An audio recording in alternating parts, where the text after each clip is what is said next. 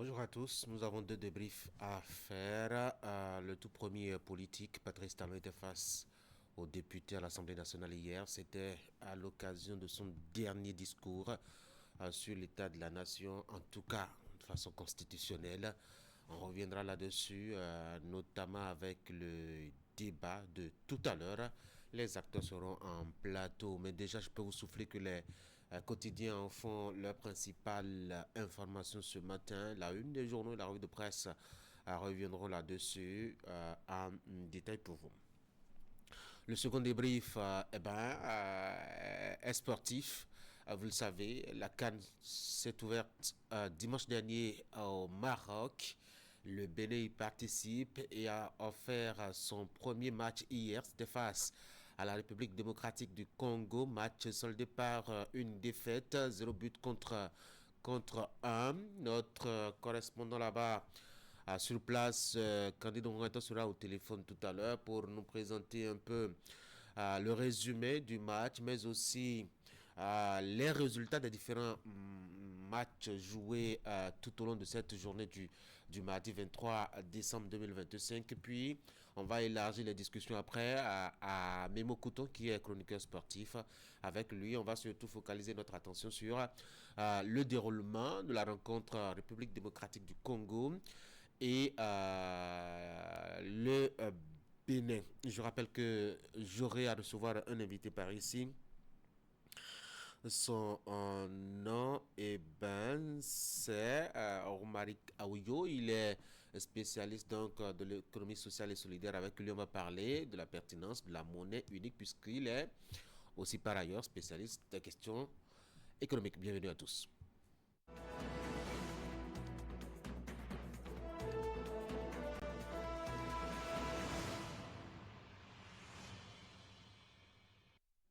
Nous allons donc démarrer la une des journaux avec Fraternité ce matin. Je vous ai parlé de cette actualité qui domine les quotidiens.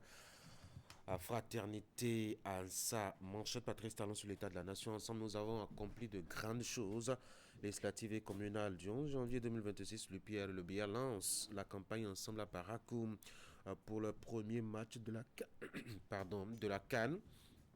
Maroc 2025, les Guépards défaits malgré eux. Et puis, affaire tentative présumée. Alors, pour des faits présumés de harcèlement par voie électronique, le député Sounon Bokit placé sous mandat de dépôt. Le matinal, pour continuer, dernier message sur l'état de la nation. Le coup de revoir de Patrice Talon. La tribune de la capitale face aux députés de la 9e législature sur l'état de la nation. Patrice Talon plaide en 25 minutes pour une démocratie au service du développement. La boussole à l'orée de la fin de ses mandats, Talon assume son bilan et rassure sur l'avenir du Bénin.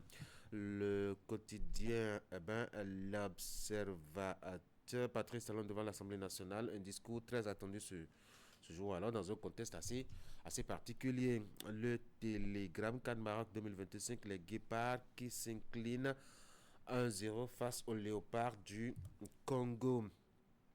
Adjatia News, message du président Patrice Talon sur l'état de la nation, un adieu empreint d'émotion à l'Assemblée nationale. Les quatre vérités, dernier message du chef de l'État sur l'état de la nation. Talon fait un discours d'adieu.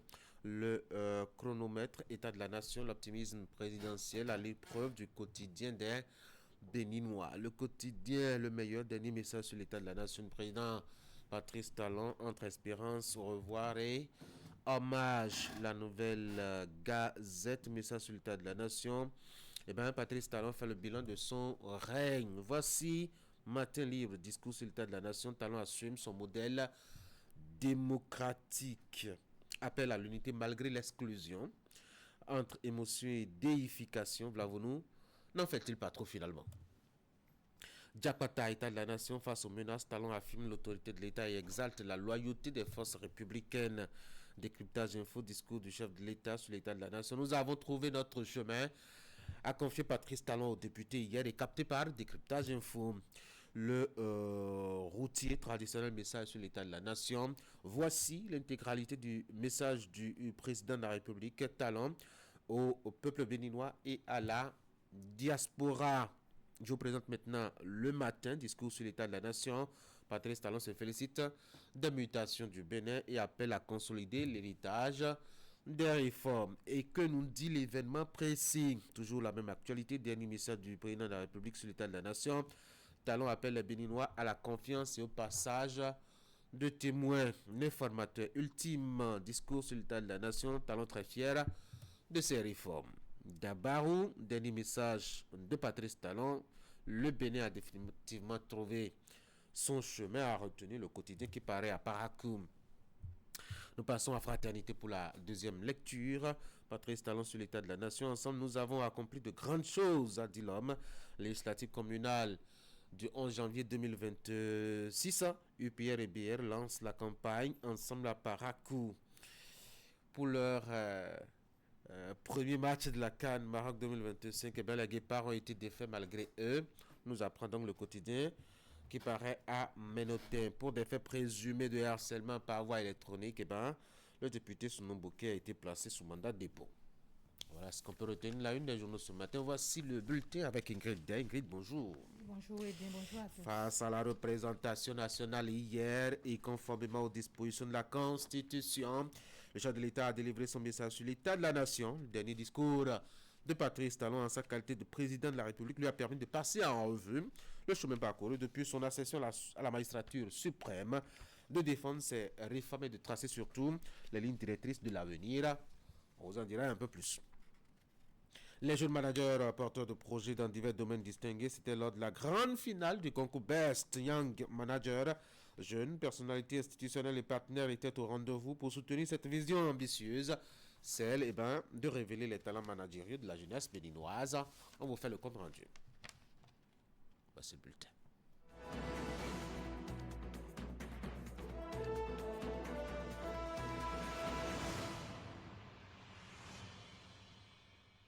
Ça va très vite. Il a déjà fait pratiquement 10 ans à la tête du Bénin. Et justement, dans les obligations constitutionnelles qui lui sont imposées, Patrice Talon s'est plié à ce devoir de s'adresser à la nation. Il était face aux députés hier à l'Assemblée nationale à Porto Novo. Et à l'occasion, le chef de l'État, Ingrid, a dressé un bilan très fier devant la représentation nationale. Oui, Tanguy Agoyi, dans son message traditionnel sur l'état de la nation, il a affirmé avoir mis le pays sur la voie du développement après 65 années d'indépendance.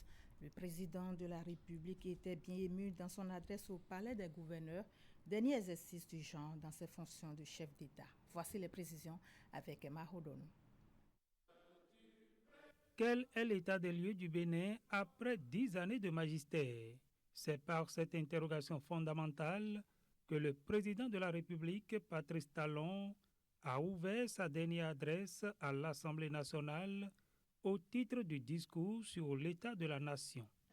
Ce qui importe désormais pour nous, 65 ans après la prise en main de notre propre destin commun, c'est à mon sens la réponse aux questions fondamentales ci-après.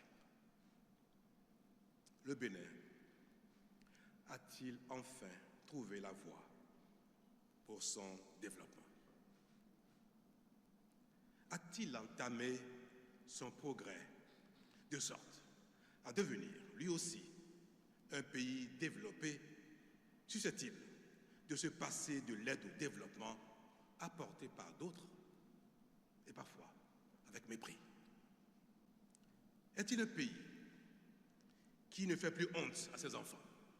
Honorables députés, représentants du peuple béninois tout entier, la réponse à cette question fondamentale est oui.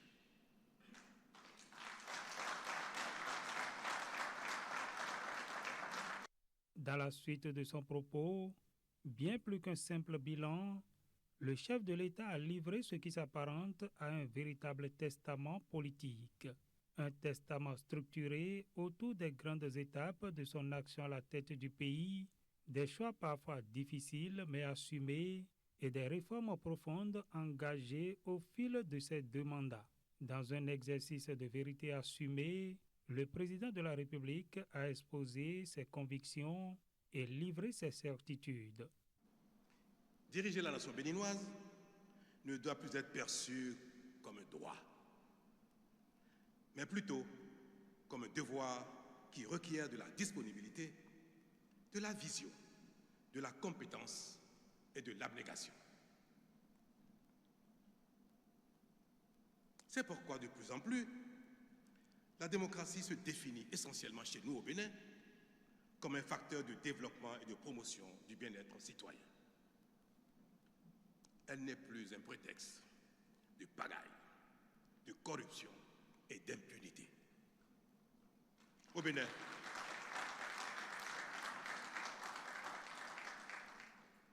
désormais, il ne suffit plus d'être un harangueur de foule, un vendeur d'illusions proclamé acteur politique pour s'emparer de notre destin commun sans autre projet que celui d'en jouir tout seul avec ses partisans.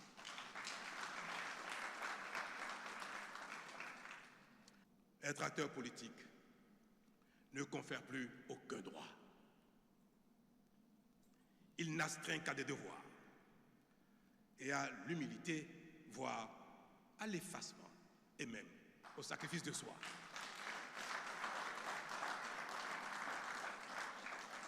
Patrice Talon a reconnu avoir donné le meilleur de lui-même pour mettre le Bénin sur une trajectoire de transformation durable, concédant toutefois que tout n'a pas été parfait. Il a néanmoins exprimé l'espoir que la dynamique enclenchée se poursuivra, appelant l'ensemble des fils et filles du pays à venir boucher de leurs doigts la jarre du roi Guézo. Quant à ceux d'entre nous qui restent désespérément accrochés à notre passé révolu ou qui peinent à s'arrimer à la dynamique en cours, je prie le ciel de leur accorder la clairvoyance, l'altruisme et l'humilité nécessaires à leur ralliement afin que leur frustration, justifiée ou non, cesse de nous diviser. Car notre Bénin commun restera éternellement notre maison commune. Comme tout discours d'adieu, cette ultime adresse n'a pas été sans émotion. Par instants, la mélancolie s'est invitée dans l'hémicycle, donnant à ce moment républicain une dimension humaine et historique particulière. Mesdames et messieurs, vous aurez compris que l'émotion m'a étreint.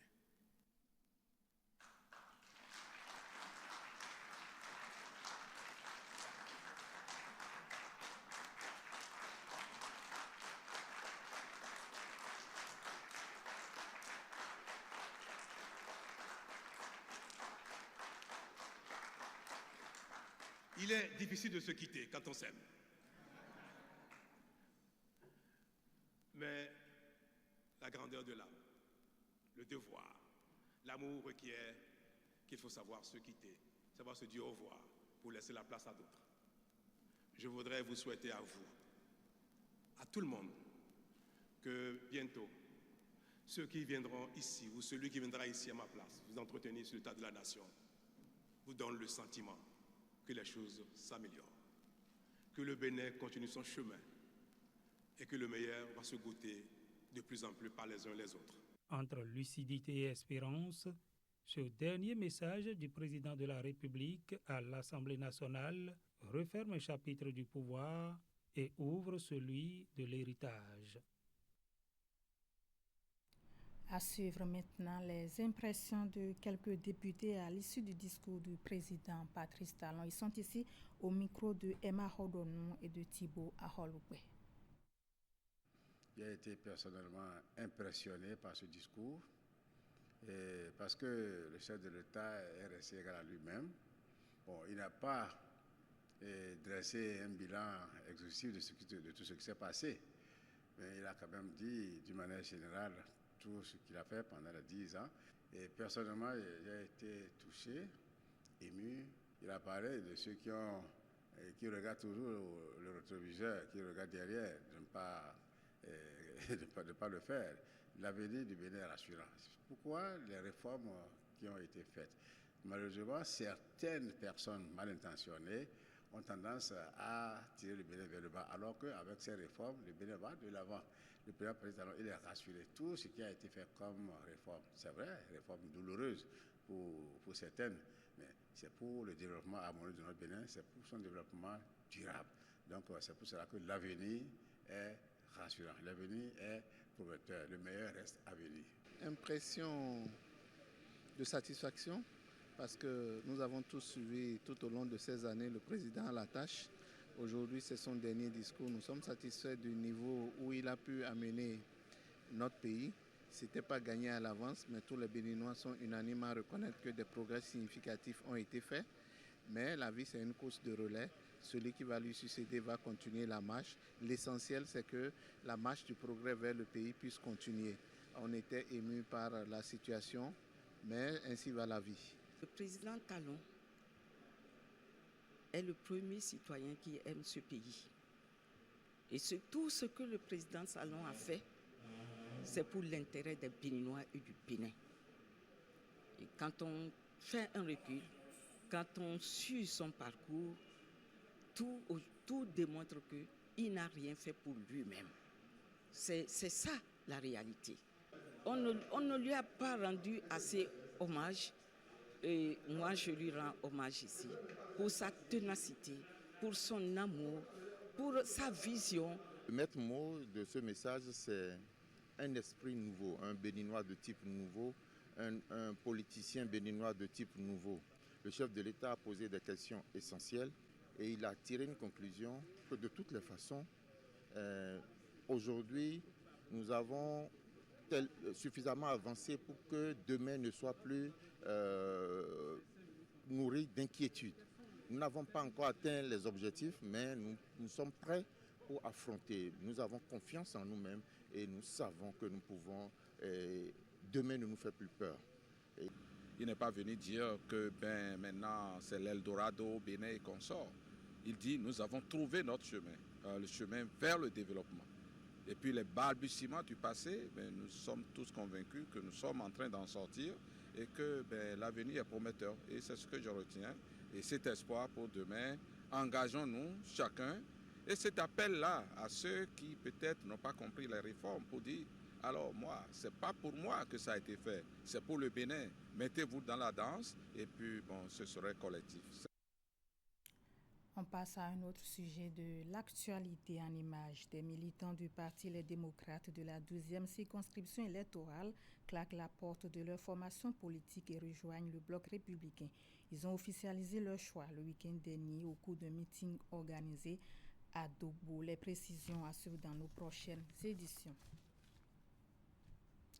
Visite du Père Noël, distribution de cadeaux aux élèves et des activités ludiques. Ce sont là les temps forts qui ont marqué la célébration de la Noël au complexe scolaire Clé de la Réussite. L'initiative vise à donner le sourire à ses apprenants en cette période de fête de fin d'année. C'est le site d'Abomey-Calavi qui a abrité cet événement, dont voici le résumé. Les congés des fêtes de fin d'année commencent bien pour les écoliers du complexe Clé de la Réussite qui partent avec de nombreux cadeaux. Les bénéficiaires sont venus de tous les sites de Cotonou et de Calavi, accueillis par Papa Noël. Une organisation soigneusement mise en place par la direction générale du complexe pour mettre la joie au cœur des enfants. Le complexe scolaire Clé de la Réussite tient à sacrifier à la tradition qui caractérise les festivités de Noël.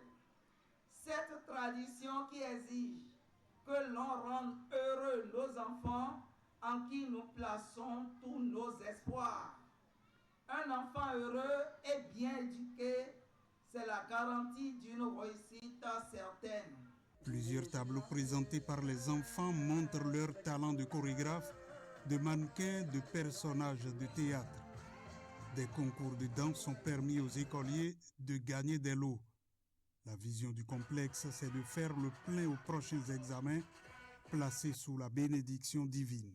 J'implore à cette occasion solennelle Dieu le Père Tout-Puissant, à travers son Esprit Saint, d'éclairer tous les candidats du complexe Clé de la Réussite, site de Calavi, site de Ménontin, sites de Zobokwe et de Bégamin, de les conduire sur les sentiers de la réussite afin d'obtenir avec brio le CEP, le BPC, le CAP et le BAC avec 100% de réussite aux examens nationaux.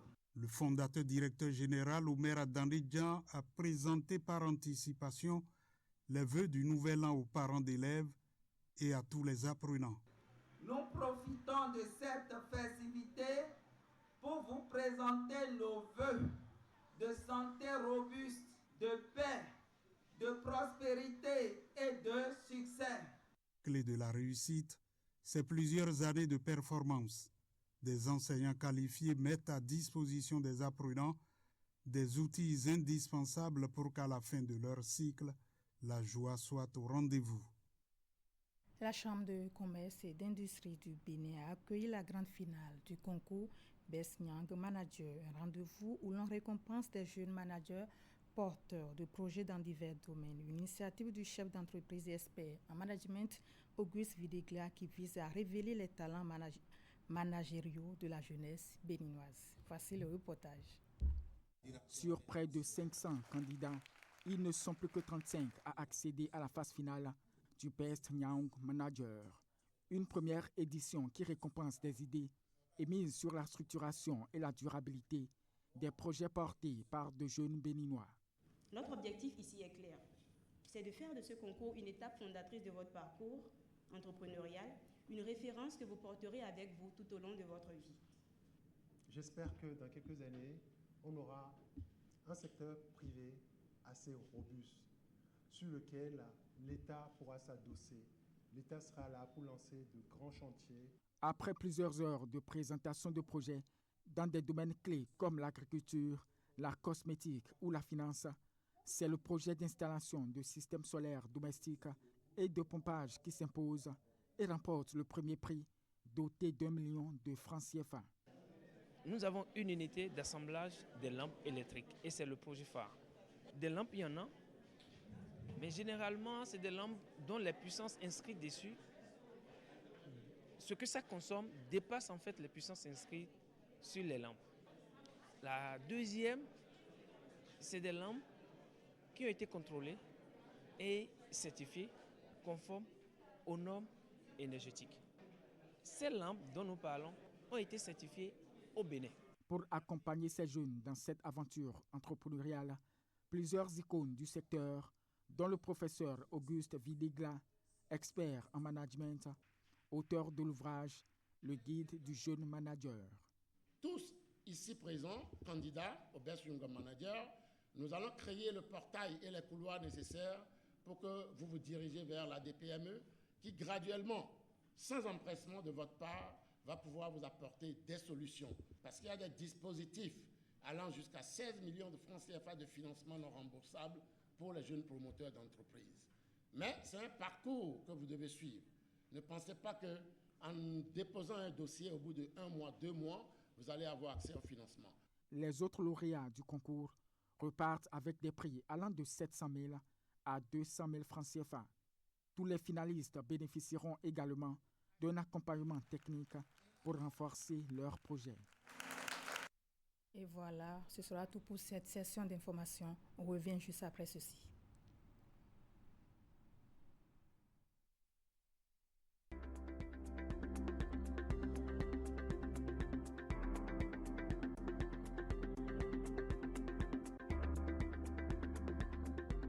Dans tous les médias de service public, nous tenons rigoureusement, dans cette période électorale, le scrupule et le souci de l'honnêteté, de l'objectivité et de la véracité.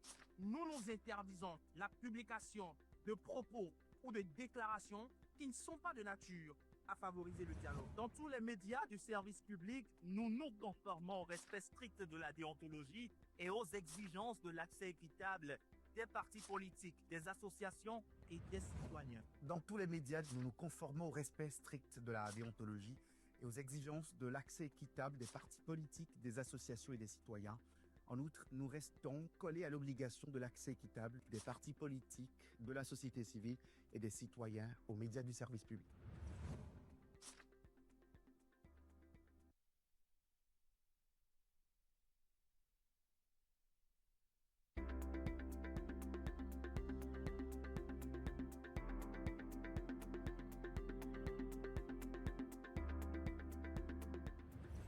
Dans tous les médias de service public, nous tenons rigoureusement, dans cette période électorale, le scrupule et le souci de l'honnêteté, de l'objectivité et de la véracité.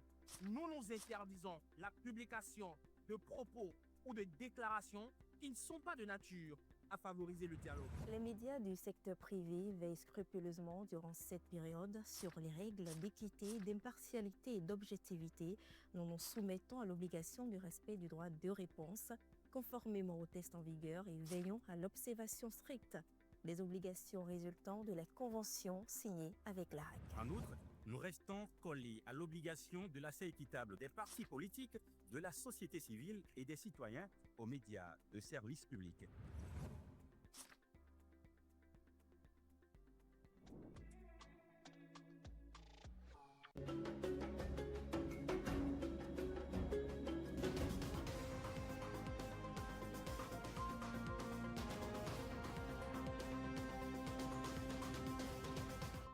De la société civile et surtout des médias qui aussi ne s'engagent pas, mettons, dans le jeu afin de l'expliquer suffisamment aux populations. Je pense que ceux qui nous ont entraînés dans la fièvre du renouveau démocratique en 90 ont fait ce qu'il fallait, ce qu'ils pouvaient, mais aujourd'hui que nous avons avec le recul constaté tous les problèmes qu'il y a autour, nous pouvons commencer à les corriger courageusement et redonner le pouvoir aux citoyens électeurs. Il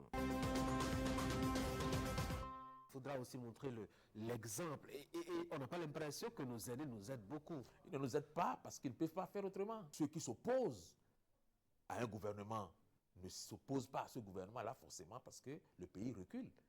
Ils s'opposent à ce gouvernement-là peut-être parce qu'on leur demande de le faire. Il y a des télécommandes qui disent ce président-là, il faut l'arrêter. Celui-là, il faut faire en sorte qu'il dégage. Et celui-là, il faut faire en sorte qu'il n'atteigne pas, qu'il ne réussisse pas tel projet. Vous voyez? Donc, il y a de ces choses-là qui se font avec les nationaux. Et c'est pour ça que les hommes politiques doivent faire attention à travailler pour le pays plutôt que pour d'autres intérêts qui ne sont pas des intérêts nationaux. Alors, l'Afrique de l'Ouest a un problème avec la démocratie ou c'est plutôt Jacques Chirac qui avait raison en disant que la démocratie est un luxe pour les Africains? La réponse à cette problématique pourrait se trouver un peu dans ce que disait le professeur Maurice Arens-Oglélé lorsqu'on faisait la popularisation de la nouvelle constitution de 1990, 90, oui. Où il disait que il faut absolument qu'avec le vent qui souffle là, pour qu'on ne soit pas dépassé par les événements, qu'on fasse en sorte que les fondamentaux de la démocratie soient enseignés. Que la Constitution soit enseignée à partir de l'école primaire. Que les questions touchant aux droits de l'homme soient enseignées à partir de l'école primaire jusqu'à l'université. De façon à ce que les citoyens aient l'élévation mentale nécessaire pour comprendre au fur et à mesure que les tests qui ont été désormais adoptés appellent de la part des citoyens un certain comportement.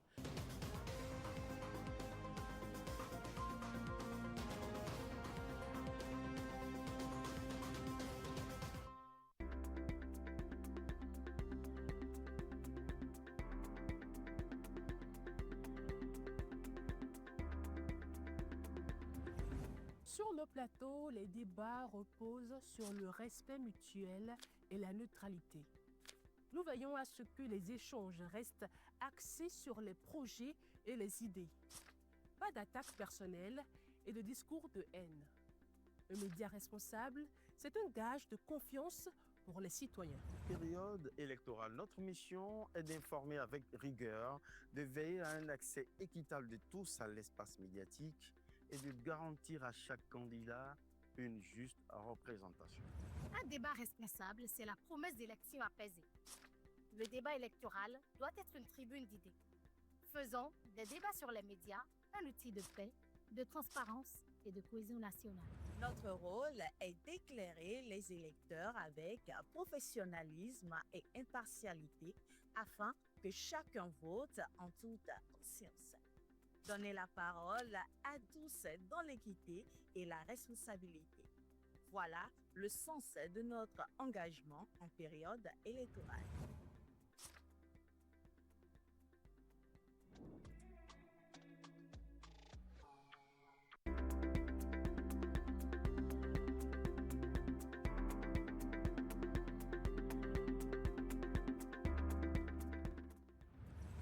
Sur nos plateaux, les débats reposent sur le respect mutuel et la neutralité. Nous veillons à ce que les échanges restent axés sur les projets et les idées.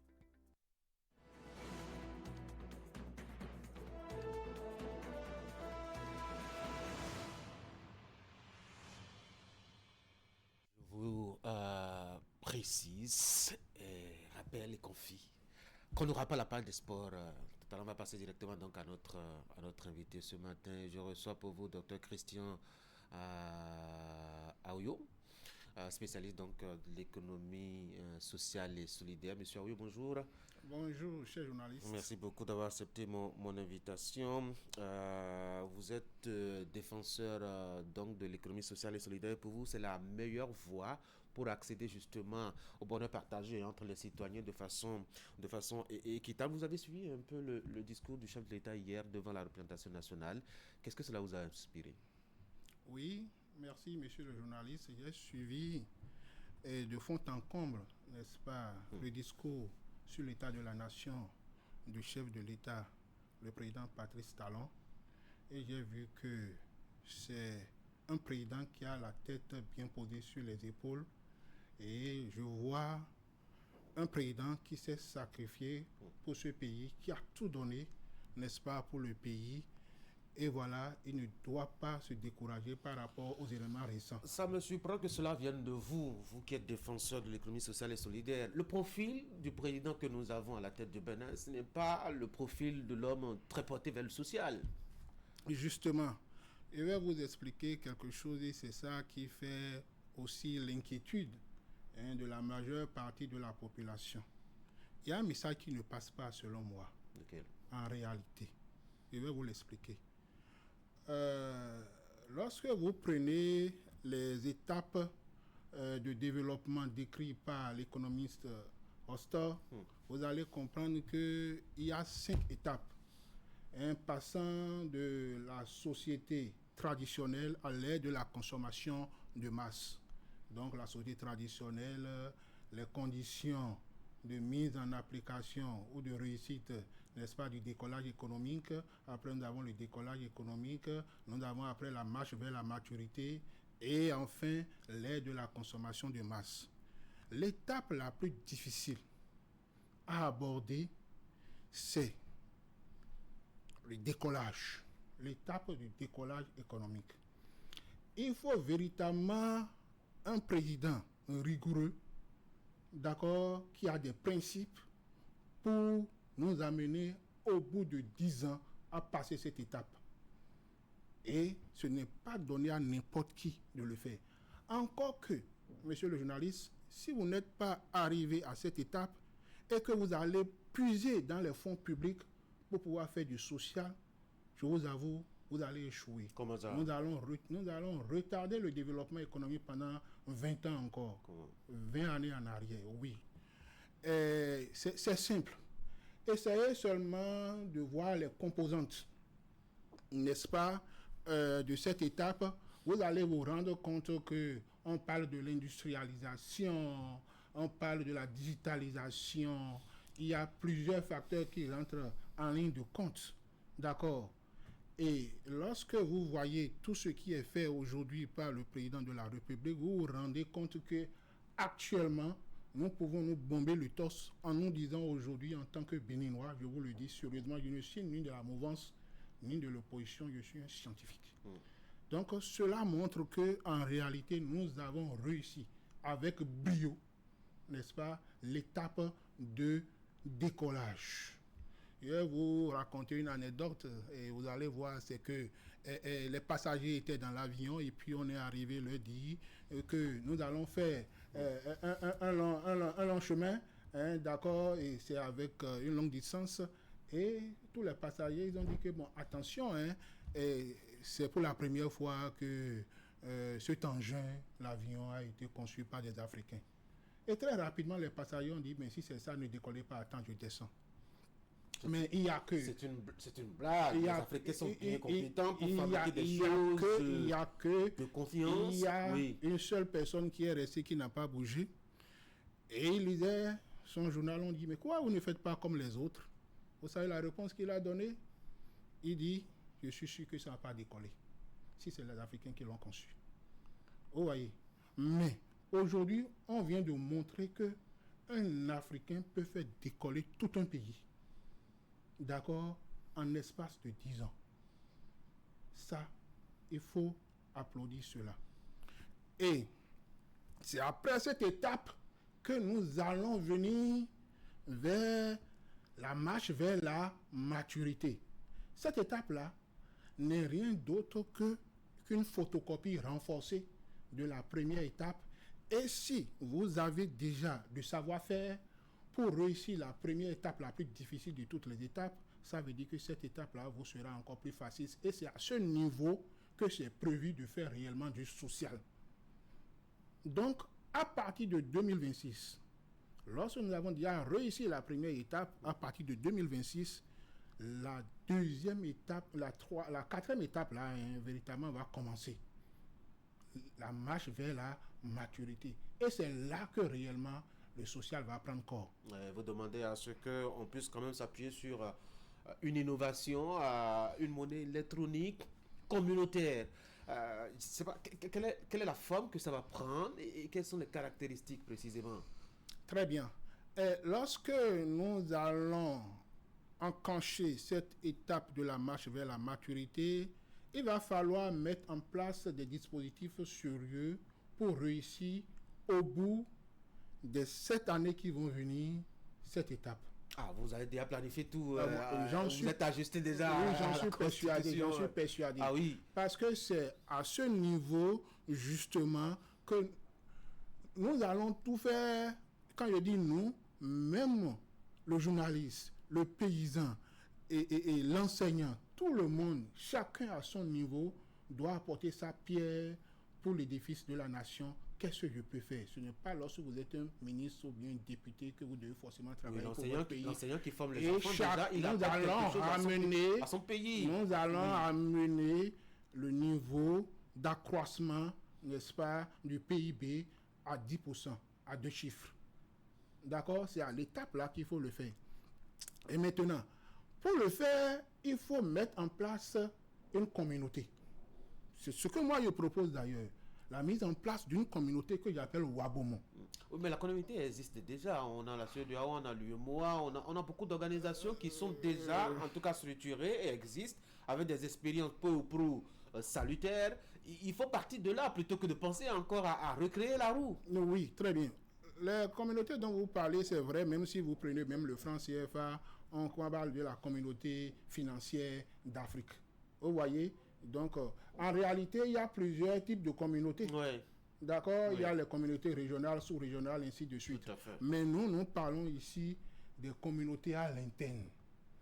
C'est-à-dire que pour un ancrage territorial bien défini, on peut créer, n'est-ce pas, une communauté, et cette communauté aura un impératif, un but commun, un objectif propre à tous ceux qui sont là, qui sont des démunis et qui pensent à améliorer leur niveau de vie.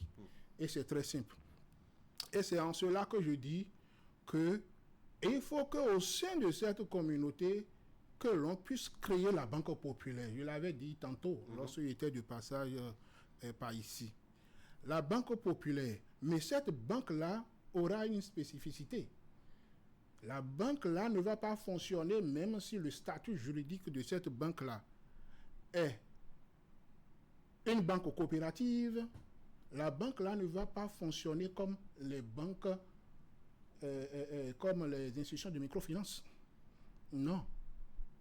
La banque-là doit pouvoir créer elle-même, n'est-ce pas, de la monnaie, bien qu'étant de statut coopératif. C'est compliqué ça, non? Ça veut dire quoi? Et lorsque vous prenez la différence entre une institution de microfinance et une banque, la différence est claire, c'est que les banques créent de la monnaie. Les institutions de microfinance ne créent pas de la monnaie, se basent sur de la monnaie existante pour pouvoir octroyer des crédits. Oui. Vous voyez?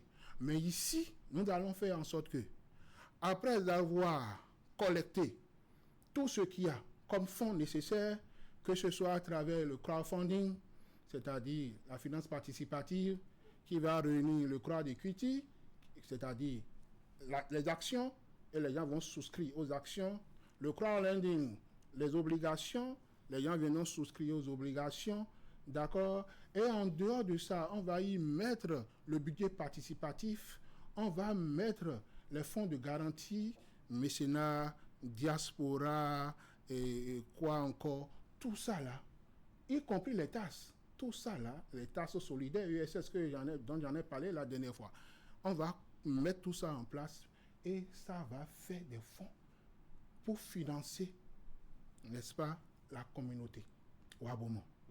D'accord? Alors, lorsque ces fonds-là rentrent, ces fonds-là seront en CFA, bien sûr, mais nous allons parler de l'euro au lieu de parler de CFA parce que le CFA ne reporte pas trop de garanties. Vous voyez, nous allons parler de l'euro. Mais ce sera transformé en une monnaie scripturale qu'on va appeler MEWA. C'est une monnaie électronique qui sera utilisée au sein de la communauté parce que ça va remplir les fonctions et les caractéristiques de la monnaie. Oui, unité de compte, instrument d'échange et instrument de réserve de valeur. Donc, ces trois caractéristiques reconnues pour la monnaie et nous allons ajouter maintenant une caractéristique évidente, complémentaire, qui serait la solidarité. Instrument de solidarité. Vous voyez, donc dans ça, nous sommes en train de créer alors une monnaie complémentaire qui viendra venir en appoint à la monnaie fiduciaire, donc les banques, les billets de banque que nous connaissons, et ça va permettre d'augmenter les moyens de paiement, donc la masse monétaire qui circule au sein de cette communauté, histoire de permettre la création des biens et des services dont les pauvres ont besoin pour pouvoir satisfaire leurs biens. Vous voulez soumettre la communauté à deux besoins fondamentaux. À deux monnaies, alors, c'est-à-dire une monnaie réelle fugitive, comme vous l'aviez dit, et qu'on connaît, et puis une monnaie électronique, c'est ça? Très bien. Quel est le lien entre ces deux monnaies et comment est-ce que ça va pouvoir cohabiter? Oui. Je vous ai déjà montré le pourquoi de cette monnaie, que ce soit une monnaie complémentaire. Le lien entre les deux monnaies, il va falloir forcément rattacher, arrimer cette monnaie électronique à une monnaie forte qui existe, qu'on peut facilement retrouver sur le plan international, c'est-à-dire sur le marché de change international, alors que le franc CFA n'est pas coté en bourse. Vous voyez. Donc, c'est pourquoi j'ai choisi dans un premier temps l'euro. Donc, un MEWA, d'accord, vous pouvez dire un MEWA, bon, vous pouvez dire aussi une MEWA, ça dépend de ce que vous voulez, parce que comme c'est défini, d'accord, un MEWA, d'accord, est égal à 44 €. Je l'ai fait pourquoi? Ce n'est pas parce que je me suis levé pour le faire de cette manière simplement. J'ai fait des études sur ça. Et je me suis dit que sur quoi va s'adosser le sous-jacent même, n'est-ce pas, de la monnaie électronique? Alors, au lieu que ce soit de l'or, alors qu'entre-temps, il y avait le sel qui avait joué le rôle de monnaie, les plumes d'oiseaux qui avaient joué le rôle de monnaie, moi, je me suis dit qu'il faut mettre en place le panier alimentaire, d'accord, de dépenses minimum. Et ce panier alimentaire de dépenses minimum est constitué d'un paquet de produits dont le pauvre a besoin pour pouvoir survivre au minima pendant 1 mois. Et c'est sur ça que ça dose, n'est-ce pas, le MEWA. Est-ce que vous voyez? Oui. Donc, un MEWA égale à 44 € égale à un panier alimentaire de dépenses minimum. Là, quand vous êtes volontaire, quand vous êtes bénévole, quand vous êtes ambassadeur ESS, vous pouvez travailler en tant que volontaire, bénévole, tout ça là. Et chaque mois, on vous donne ça. Mais les gens qui vous êtes, par exemple, aussi fonctionnaires de l'État ou bien n'importe qui, vous pouvez prépayer et acheter ces paniers monétaires qu'on va vous livrer à la fin du mois. Au début du mois, vous prépayez. Ça va permettre de financer à l'avance le producteur pour améliorer, ou bien le transformateur, pour améliorer les circuits coûts entre producteurs et consommateurs. Et tout se passe directement par le biais de la Banque populaire. Une monnaie, c'est une consommation, une taille de consommation, c'est une taille de production aussi pour la tenir en équilibre. La communauté à laquelle vous pensez qu'il faut créer, a-t-elle les forces, les moyens justement de porter, de tenir en équilibre cette monnaie-là? Et puis, deuxième question, désolé de poser deux à la fois, le niveau d'analphabétisme des populations aujourd'hui leur permet-il vraiment d'accéder justement à ce jonglage technique auquel vous les soumettez? La manipulation de cette monnaie, comment ça va se faire au sein de cette communauté-là? Très bien. Comme je vous le disais, je vais bondir sur la dernière préoccupation avant d'aller sur la première. C'est pour dire qu'il n'y aura pas de manipulation. Ok. Ce n'est pas des billets qui vont... C'est électronique. Il y a des transactions, bien sûr. Quand c'est électronique. Et tout se fera par le biais des cartes bancaires. Absolument. Voilà. Oui. Genre de carte Visa qui va jouer le rôle de carte de retrait, carte de paiement et carte de crédit. En somme. Mais il faut avoir un niveau pour maîtriser la manipulation, l'utilisation, etc. de cette carte. Les analphabètes, il faut les former. Il faut les former. Il faut les former. Ok. Et c'est pour ça d'ailleurs que moi je dis toujours que l'économie familiale que nous avons abandonnée au cours primaire, il faut ramener ça, c'est fondamental. L'économie familiale qu'on appelle aussi l'économie domestique. Il faut ramener cette économie-là dans nos écoles. Et c'est là qu'on va les former. Les universités doivent forcément avoir des incubateurs. Et c'est au sein de ces incubateurs qu'il faut former les étudiants, les mettre ensemble pour qu'en tenant compte du principe de territorialité, qu'on puisse voir qu'est-ce que vous pouvez produire et après il y aura une co-construction et ça c'est l'ANCB qui devait s'en occuper, c'est-à-dire l'Association nationale des communes du Bénin qui devait s'en occuper pour qu'ils puissent avoir la possibilité, pour que les démunis puissent avoir la possibilité, et même les personnes privées de liberté peuvent aussi travailler au sein de ces communautés. Ça se passe ailleurs. Les personnes privées de liberté, et ils ont un salaire, ils ont le panier alimentaire de dépenses minimum qu'ils auront gratuitement également en dehors de leur salaire. Donc, vous travaillez, vous produisez ce dont vous avez besoin réellement, que ce soit au niveau de l'énergie renouvelable, que ce soit au niveau des logements très très sociaux, d'accord, ainsi de suite. Vous mettez en place des jurandes. Les jurandes, ce que j'appelle jurandes, c'est-à-dire les corps de métier qui peuvent rester ensemble pour construire une maison. Charpentier, ferrailleur, c'est quoi, ferrailleur, oui, tout ça, maçon, tout ça. Et ils vont s'entendre et construire. Donc ces jurandes-là, c'est essentiel. Donc en réalité, il faut les former. On a besoin d'une formation. Il faut les mettre ensemble pour travailler. C'est comme ça qu'on va réussir. De façon isolée, l'individualisme à outrance ne peut jamais accéder à l'aide de la consommation de masse, qui n'est rien d'autre que la toute dernière étape décrite par l'économiste Roston. J'ai parlé justement de notre capacité de produire et de consommer. Lorsque nous sommes en communauté, et que les moyens existent, les moyens complémentaires existent, et il y a les coachs, les mentors, et on va booster la production. Et c'est ça, pour la consommation, j'en ai parlé tout à l'heure lorsque j'ai dit qu'il y aura le commerce équitable. Et pour réaliser le commerce équitable, c'est en ce moment que je parlais de l'ANCB. Parce que le commerce équitable, c'est quoi?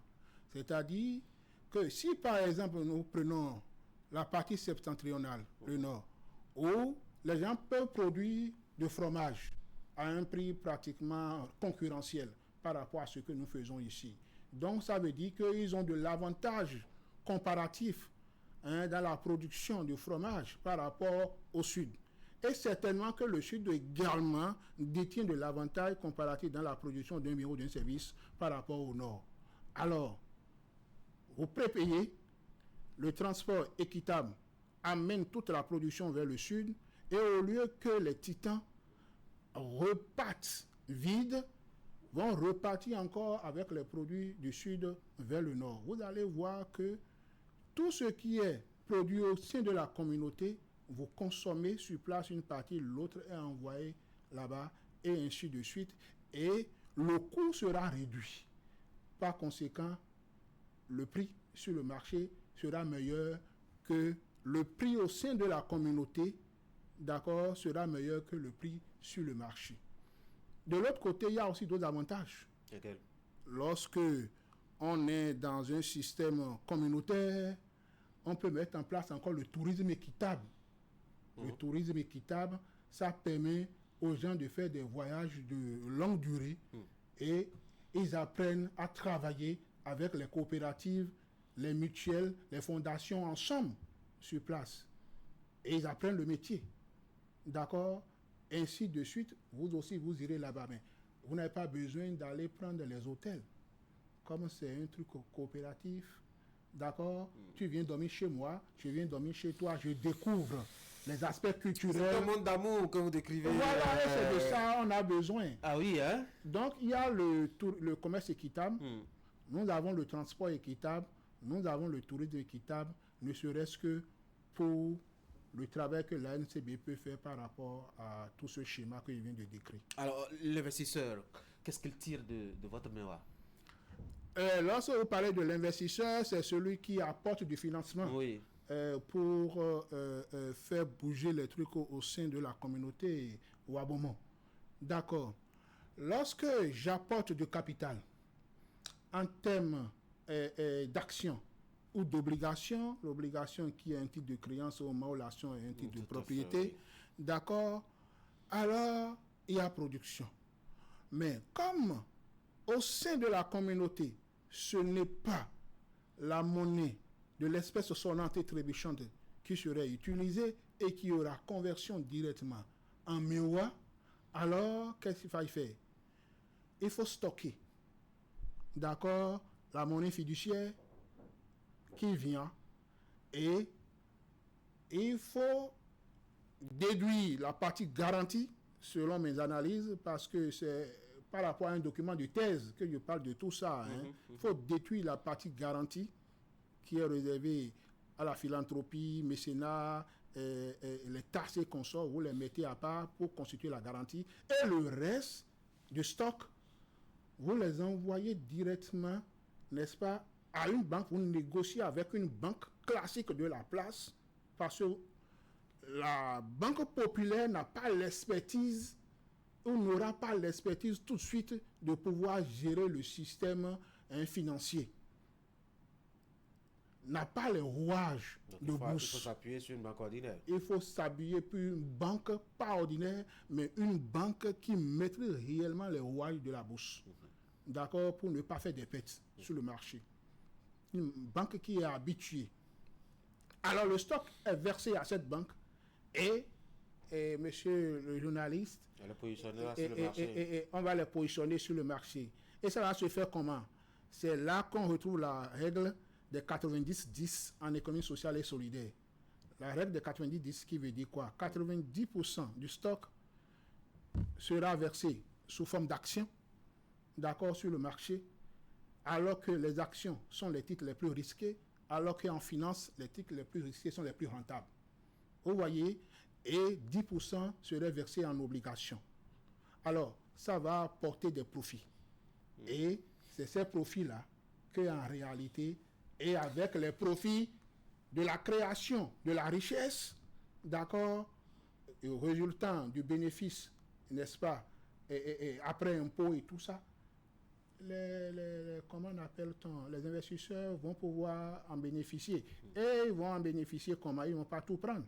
Parce que dans l'économie sociale et solidaire, il faut forcément réserver une part pour le réinvestissement. Donc 80% du profit sera redistribué pour encourager les investisseurs et 20% ça sera réinvesti pour encourager la production également. Quel est le système de fiscalité qu'on doit coller à ça pour que ça marche? Ah ben, dis donc, par rapport à la fiscalité, je pense que c'est essentiel. L'État a beaucoup à gagner. L'État a beaucoup à gagner. Tout le système fiscal reconnu au niveau du système classique demeure seulement qu'il y aura des réductions ou des exonérations, si possible, pour encourager les investisseurs. Vous voyez, donc, lorsque quelqu'un est ERSUS, c'est-à-dire entreprise sociale, entreprise solidaire d'utilité sociale, d'accord, une ERSUS ne va pas payer les mêmes impôts et taxes qu'une entreprise classique de type capitalistique qui ne cherche que du profit maximum. On aura plusieurs régimes de fiscalité, c'est ça? Oui, il doit en avoir. Carrément. Il doit en avoir carrément, parce qu'il y a d'autres qui font des placements responsables, d'accord, qui essaient de protéger l'environnement, d'accord, et qui voient comment il faut réduire les peines de la population, d'accord, alors que d'autres ne font qu'accumuler des profits. Le profit essentiellement. Et non seulement ça, ils prélèvent la plus-value chez les travailleurs, c'est-à-dire piétinent les travailleurs, utilisent plus le temps et leur donnent moins de salaire, d'accord, pour s'enrichir les autres, pour augmenter leur capital. Docteur Christian Aouyo, merci beaucoup d'être venu. Un mot pour finir rapidement. Oui, le mot pour finir, c'est pour dire que nous pensons que ce qui s'est passé récemment, je pense que ça ne doit pas faire baisser les bras. Nous devons. Je parle de ce qui s'est passé le 7. Vous parlez le 7 décembre. De Oui. Oui. Et je pense que ça là, c'est dans un schéma divin. Dans un schéma divin, et que fondamentalement, personne ne doit s'inquiéter parce que Dieu nous a sauvés. Et il faut reconnaître que là où il y a la vérité, il y a toujours le diable qui cherche à détruire. Là où il y a la lumière, il y a toujours le diable qui veut mettre tout de l'obscurité. Donc c'est la bataille qui se fait dans le monde invisible qui est transposée au niveau du monde visible que nous voyons. Ça veut dire que Dieu a gagné. La lumière a gagné, la vérité a gagné. Je vous remercie. Merci beaucoup à vous, scientifique très religieux visiblement. Merci. Vers la fin, merci d'être passé sur mon plateau. Très bonne journée à vous et du courage. Merci Mesdames beaucoup. et messieurs, je vous propose qu'on marque une pause, le temps d'installer nos débatteurs.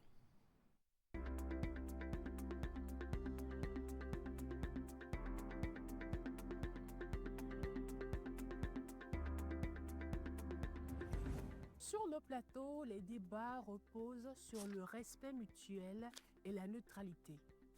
Nous veillons à ce que les échanges restent axés sur les projets et les idées. Pas d'attaques personnelles et de discours de haine. Un média responsable, c'est un gage de confiance pour les citoyens. Période électorale. Notre mission est d'informer avec rigueur, de veiller à un accès équitable de tous à l'espace médiatique et de garantir à chaque candidat une juste représentation. Un débat responsable, c'est la promesse d'élections apaisées. Le débat électoral doit être une tribune d'idées. Faisons des débats sur les médias un outil de paix, de transparence et de cohésion nationale. Notre rôle est d'éclairer les électeurs avec professionnalisme et impartialité afin que chacun vote en toute conscience. Donner la parole à tous dans l'équité et la responsabilité. Voilà le sens de notre engagement en période électorale.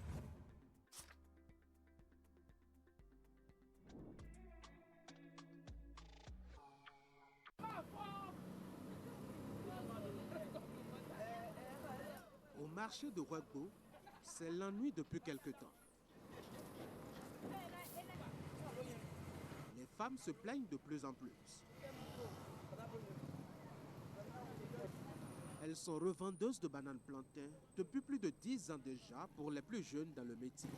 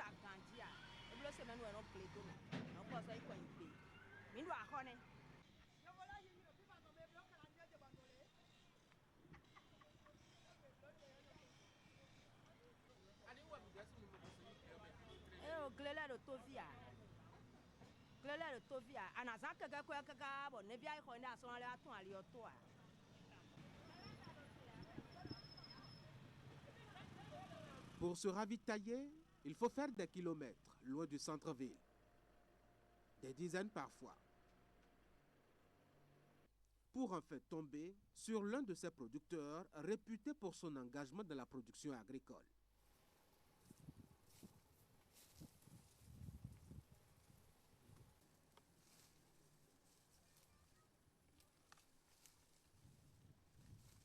Tout le monde connaît Mathias, le cultivateur, des kilomètres à la ronde. Il est dans son champ aujourd'hui, comme d'habitude, où nous le surprenons. Nodo jinkule gege, takin timate, kokwe, pastèque, papaye solo, bade, aïkoun, en tout cas azin jinkule gege nodo.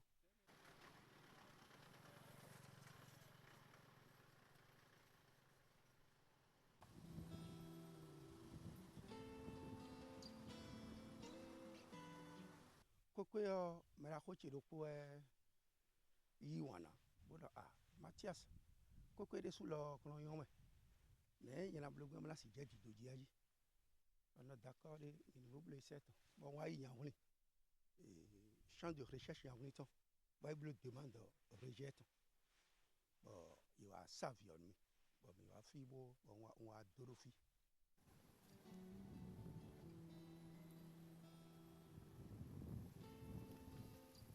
Et dole bon et beaucoup quand les bicouilles de blo 8 mois mon et non les rejetons et des rejetons pour la blo 3 mois mon début d'eau et non simbi ouais non ba ça donc bon dame les no fibre na et qu'on les y ali tout mon les ça mi gagne.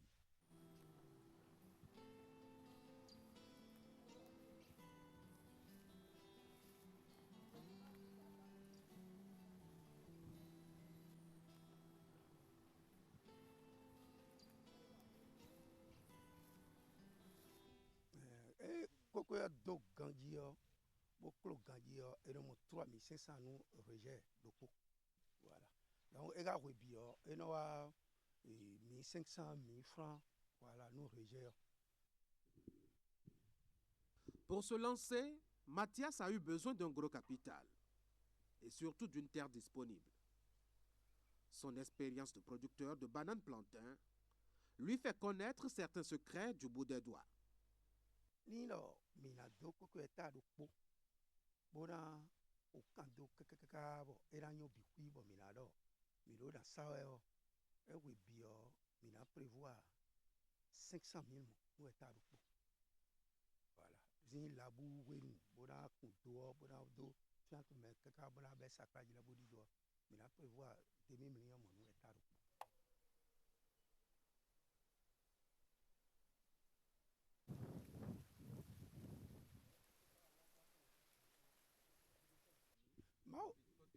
Mau da mi bo asimo origine ne 200 mo bo sa 3000 et go blo 600 000 ni franc gbe kan de me ni 500 gbe de me en tout cas quoi ils ont e no mo quoi ils ont e no ibo chia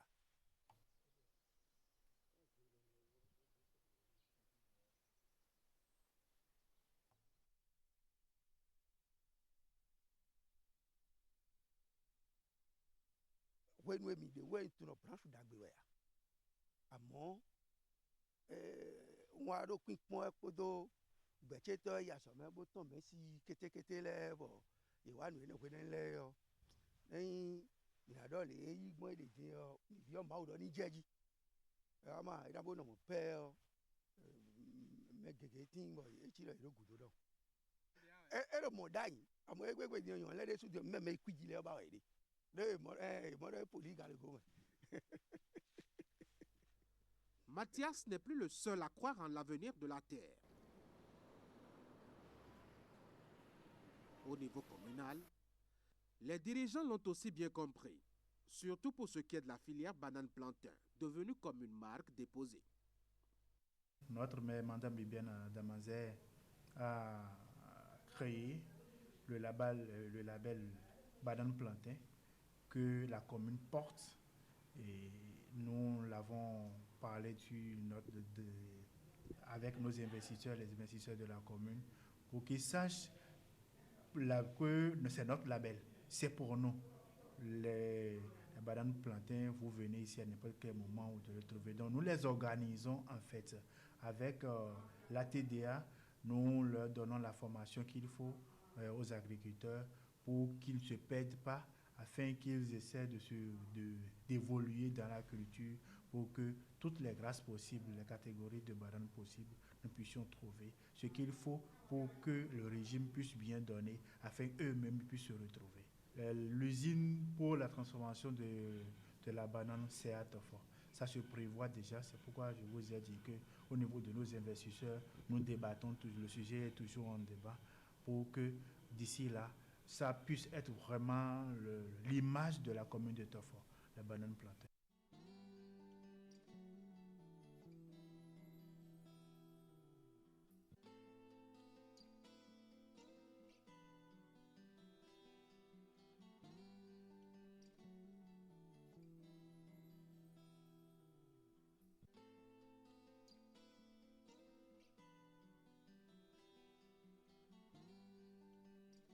La banane, c'est notre première culture, à part les céréales et autres. C'est la banane, la souche même, c'est la commune de Tofo. Nous sommes le grenier de l'Atlantique et il n'y a pas de contre-saison chez nous. À n'importe quelle période, nous trouvons de la banane, de toutes les variétés. Même s'ils font d'autres, ils essaient de faire au moins en partie la culture des bananes dedans, dans ce qu'ils font. Que ce soit de la pastèque, du maïs, de soja, n'importe comment. Chacun essaie de faire, même si c'est un état ou demi-état, des bananes dedans. Ça peut s'estimer jusqu'à 45%.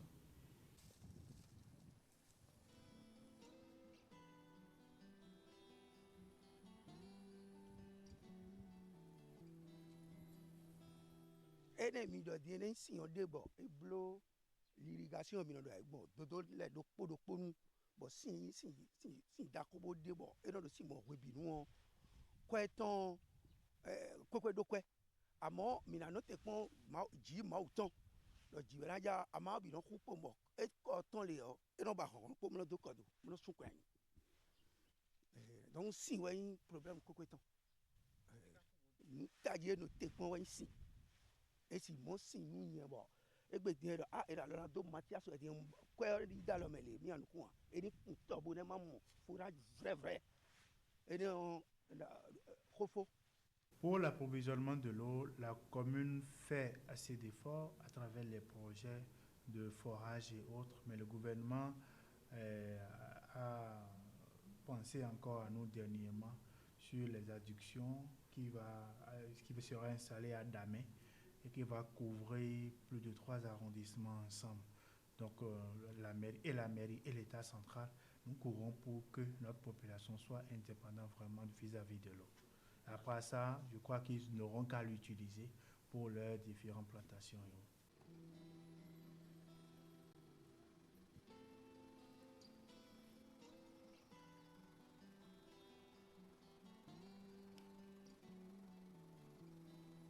Asomé do fine po vinayi bodo nuye asomé ton amo e ma ko ma khosu zo a ni le ko bo agle kan bo wuli bonu gle e wuli bonu gle o gle do an kuma no dati ba an kuma no dati ba lo tok gle o jen le do tok fo kan fi amo ni lo e ma na politique wa be na do gle si ba do tok fo e bo na ka me do we tole a ka ton e na mo ma fi Mathias amo mi je do politique me o.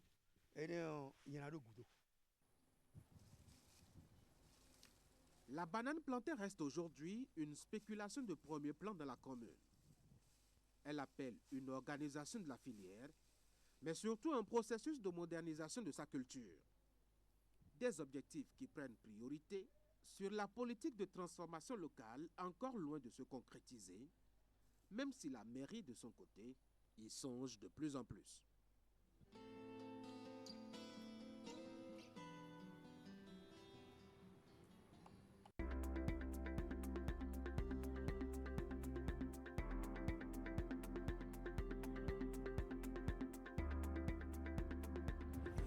Sur le plateau, les débats reposent sur le respect mutuel et la neutralité. Nous veillons à ce que les échanges restent axés sur les projets et les idées. Pas d'attaques personnelles et de discours de haine. Un média responsable, c'est un gage de confiance pour les citoyens. Période électorale. Notre mission est d'informer avec rigueur, de veiller à un accès équitable de tous à l'espace médiatique et de garantir à chaque candidat une juste représentation. Un débat responsable, c'est la promesse d'élections apaisées. Le débat électoral doit être une tribune d'idées.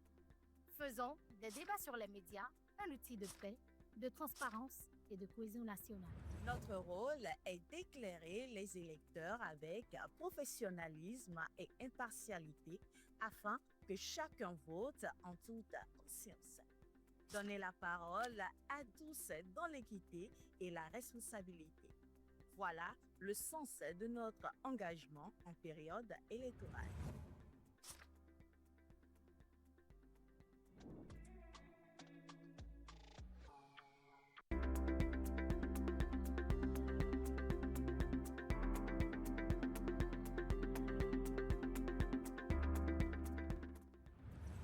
Sur nos plateaux, les débats reposent sur le respect mutuel et la neutralité.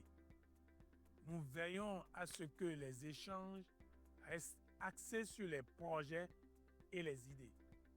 Pas d'attaques personnelles et de discours de haine. Un média responsable, c'est un gage de confiance pour les citoyens. En période électorale, notre mission est d'informer avec rigueur, de veiller à un accès équitable de tous à l'espace médiatique et de garantir à chaque candidat une juste représentation. Un débat responsable, c'est la promesse d'élections apaisées. Le débat électoral doit être une tribune d'idées.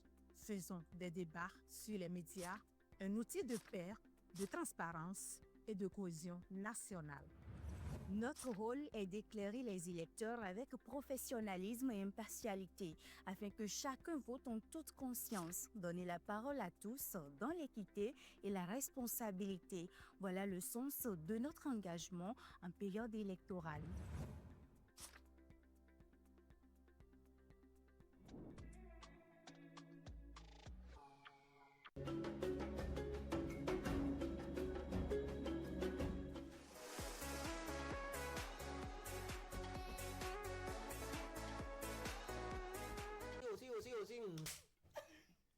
6 minutes. Donc il était vraiment rigoureux avec vous? Rigoureux, vraiment rigoureux avec nous. Sinon, déjà à 7 ans, on a commencé la musique, on pouvait aller dans le décor. La preuve, ce matin, je lui ai déclaré encore ma flamme. La photographie, selon moi, c'est écrire la lumière. Communiquer, Hey. communiquer, Hey. communiquer. Hey. Betty est célibataire. Et surtout, me retrouver encore devant Aïcha Koné. Après plus de 10 ans. J'ai vu un homme qui a été battu par sa femme. On a montré la photo, c'était horrible. Et je me suis dit, mais il attend quoi? Quel ONG s'occupe de ces cas-là?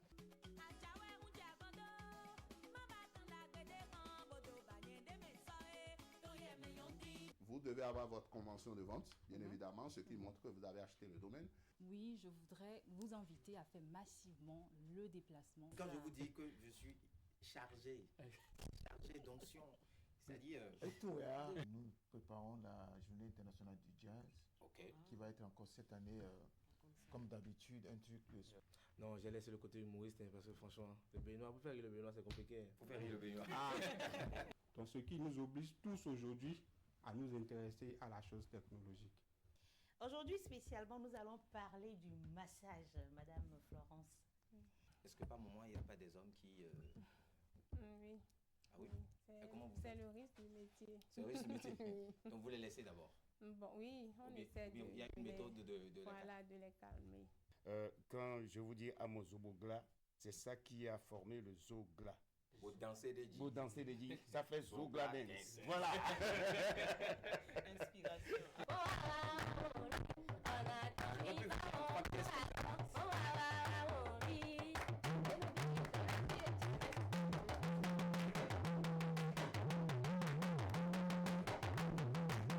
On va checker la liste.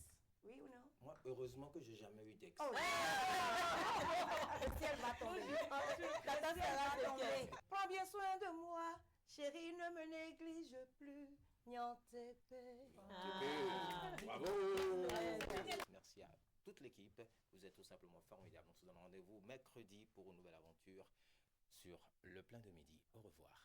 Au revoir.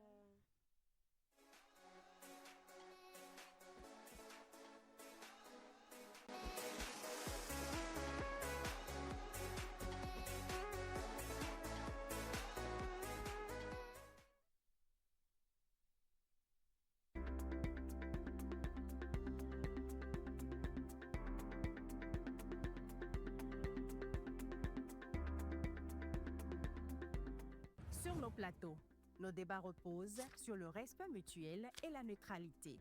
Nous veillons à ce que les échanges restent axés sur les projets et les idées. Pas d'attaque personnelle, ni de discours de haine. Un média responsable est gage de confiance pour le citoyen. En période électorale, notre mission est d'informer avec rigueur, de veiller à un accès équitable de tous à l'espace médiatique et de garantir à chaque candidat une juste représentation. Un débat responsable, c'est la promesse d'élections apaisées. Le débat électoral doit être une tribune d'idées. Faisons des débats sur les médias, un outil de paix, de transparence et de cohésion nationale. Notre rôle est d'éclairer les électeurs avec professionnalisme et impartialité afin que chacun vote en toute conscience, donner la parole à tous dans l'équité et la responsabilité. Voilà bien, le sens de notre engagement en période électorale.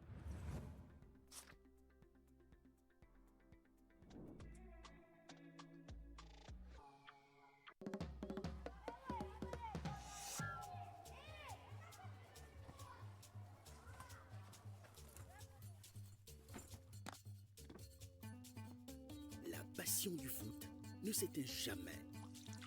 On se prépare, on y croit, on vibre. Parce qu'être supporter va au-delà d'un match. C'est porter nos couleurs haut. Et quand vient le moment de célébrer, S'avance, de bien. Il reçoit le ballon. Hop là, petit pont magnifique. Il élimine deux défenseurs. C'est le but. Quel but extraordinaire. Quel talent exceptionnel. La magie du football. comme vous, la Béninoise se met en maillot. Découvrez la toute nouvelle étiquette spéciale et vivez les émotions du foot. La Béninoise, la fierté du Bénin.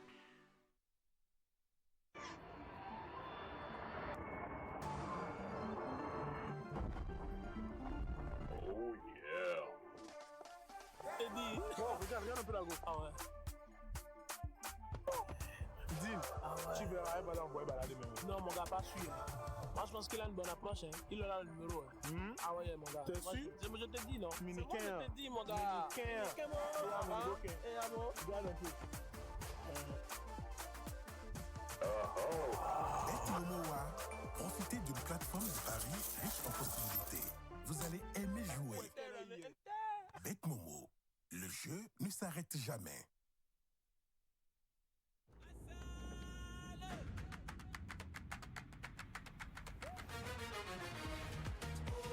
Canal 3 Bénin aux couleurs de la Coupe d'Afrique des Nations de football dans son édition 2025. Du 21 décembre 2025 au 18 janvier 2026, vivez l'événement sportif le plus populaire en Afrique.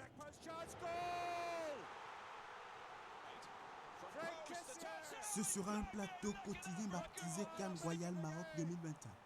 Au menu, reportages, interviews, analyses, commentaires avec nos journalistes et leurs consultants. Il y aura aussi des directs avec nos envoyés spéciaux au Maroc. Cannes Royal Maroc 2025, nous vous emmènerons au cœur de l'épreuve reine de la Confédération africaine de football. Prenez le rendez-vous tous les jours à partir de 10h.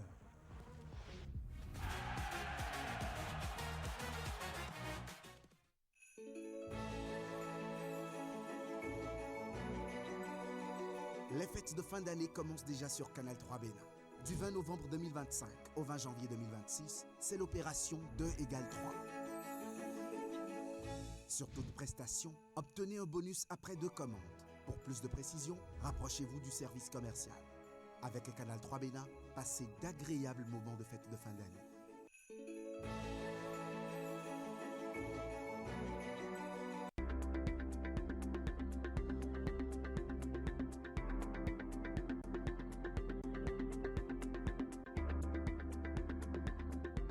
Dans tous les médias de service public, nous tenons rigoureusement, dans cette période électorale, le scrupule et le souci de l'honnêteté, de l'objectivité et de la véracité.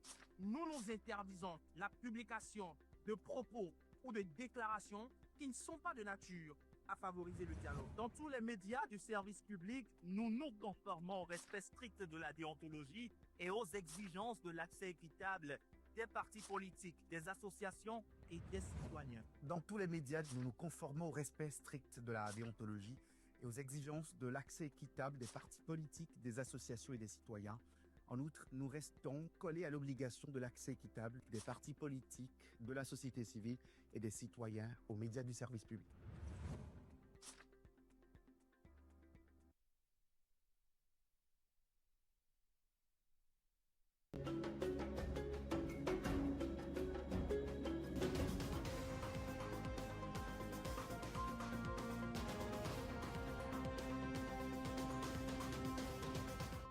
De la société civile et surtout des médias.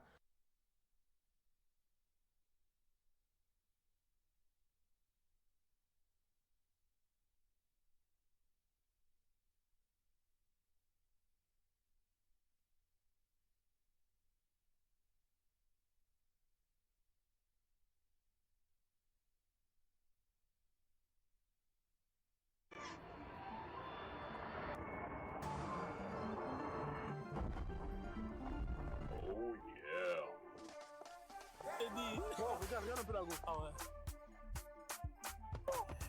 Dean, tu verras un ballon envoyé balader même. Non, mon gars, pas sûr. Moi, je pense qu'il a une bonne approche. Hein. Il aura le numéro. Hein. Ah ouais, mon gars. T'es sûr? Je te dis, non. Miniquin. Je te dis, mon gars. Miniquin. Et à moi. Regarde un peu. BetMomoA, profitez d'une plateforme de paris riche en possibilités. Vous allez aimer jouer. BetMomo, le jeu ne s'arrête jamais.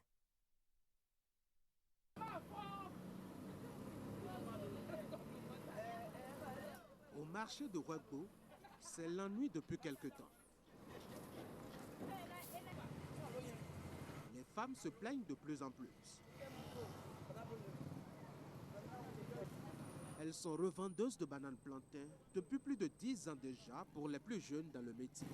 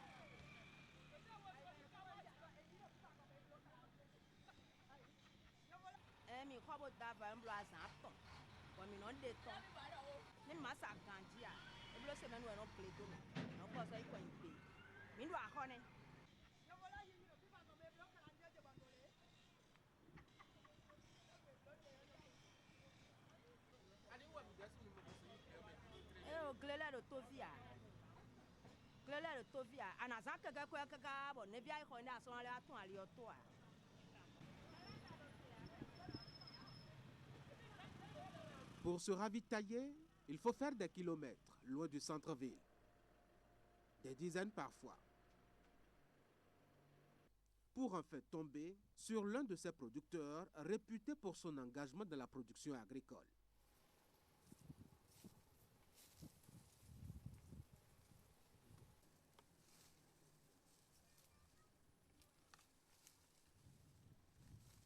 Tout le monde connaît Mathias, le cultivateur, des kilomètres à la ronde. Il est dans son champ aujourd'hui, comme d'habitude, où nous le surprenons. Nodo jinkule gege, takin timate, kokwe, pastek, papaye solo, bade, aikun, en tout cas azin jinkule gege nodo.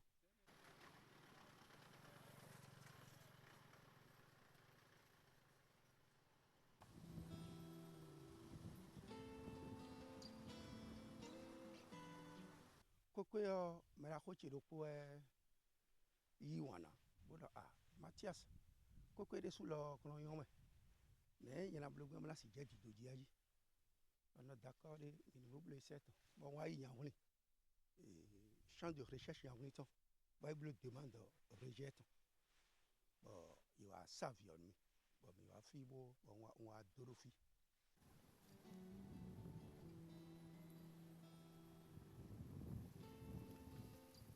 Et dole bon et beaucoup quand les bicouilles de blo 8 mois mon et non les rejetons et des rejetons pour les blo 3 mois mon début dehors et non simbi et non ba ça donc bonne dame les non fi bon et qu'on les y ali tout mon les voit ça nous gagne.